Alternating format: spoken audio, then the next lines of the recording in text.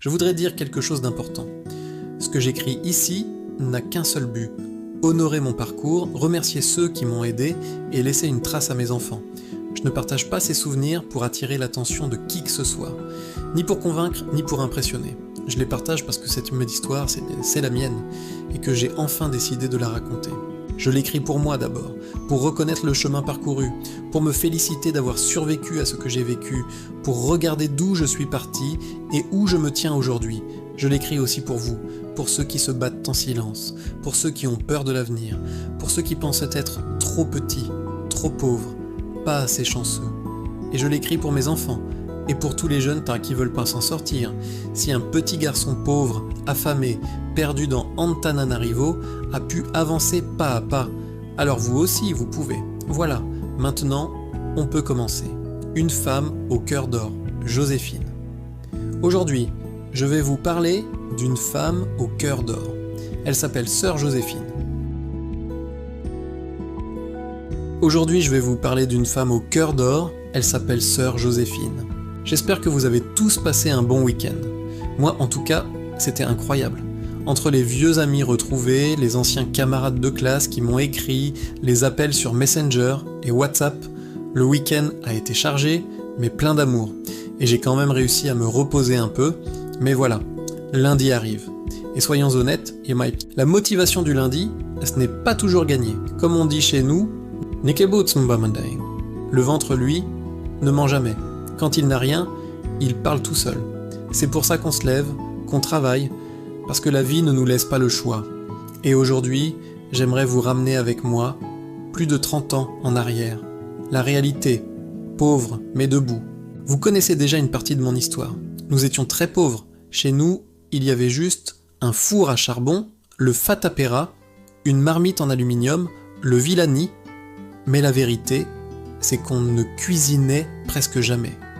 Pas parce qu'on ne voulait pas, mais parce que souvent, il n'y avait rien à mettre dans la marmite.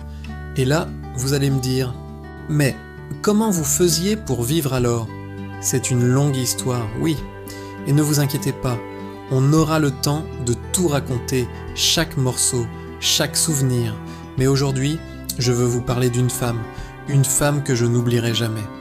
Joséphine, la lumière de nos midis. Je tiens à remercier du fond du cœur Madame Joséphine. La maman de Boudou, Aja, Tantelli et Tiana. Vous allez me dire, mais qui sont ces gens-là ? Ce sont les personnes qui, sans le savoir, ont marqué mon enfance. Chaque midi, surtout le week-end, ma sœur et moi, on allait chez elle. On l'appelait Sœur Joséphine. Cette femme avait un cœur en or. Pas un cœur doré, non. Un véritable diamant. Elle n'était pas riche. Elle ne vivait pas dans l'abondance. Elle aussi, elle se battait avec la vie. Mais chaque fois que nous arrivions, elle avait toujours 2 assiettes mises de côté pour nous. Elle disait rien, mais son regard disait tout. « Asseyez-vous, mes enfants, mangez !» Et ce geste, ce simple geste, a rempli mon cœur pour toute une vie. Ces enfants sont devenus nos amis d'enfance, nos complices, notre petite famille de cœur. La vérité que j'ai comprise plus tard.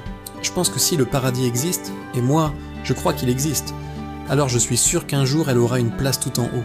Elle le mérite, parce que même vivante, ici parmi nous, elle représente déjà le meilleur de ce que l'être humain peut être. Oui, parce que dans ce monde, il y a des gens qui donnent sans compter, même quand ils n'ont presque rien, et souvent, ce sont les gens les plus simples qui t'aiment le plus profondément. La suite, croyez-moi, l'histoire avec Joséphine, avec ses enfants, et avec cette période-là de ma vie, elle ne fait que commencer. Et certaines choses qui vont venir vont vous toucher encore plus. On se retrouve demain, je vous réserve une suite qui va vous surprendre et peut-être même vous émouvoir encore plus. N'oublie le like, partage et suivra ma page qui a les versions vidéo. Contacte-nous directement. 07 86 87 92 03. Direction lepetitpass.fr. C'est peut-être le moment d'apprendre enfin, sans peur, sans stress, sans jugement. Merci d'être là, merci de lire, merci de marcher avec moi. Chaque jour, un petit pas.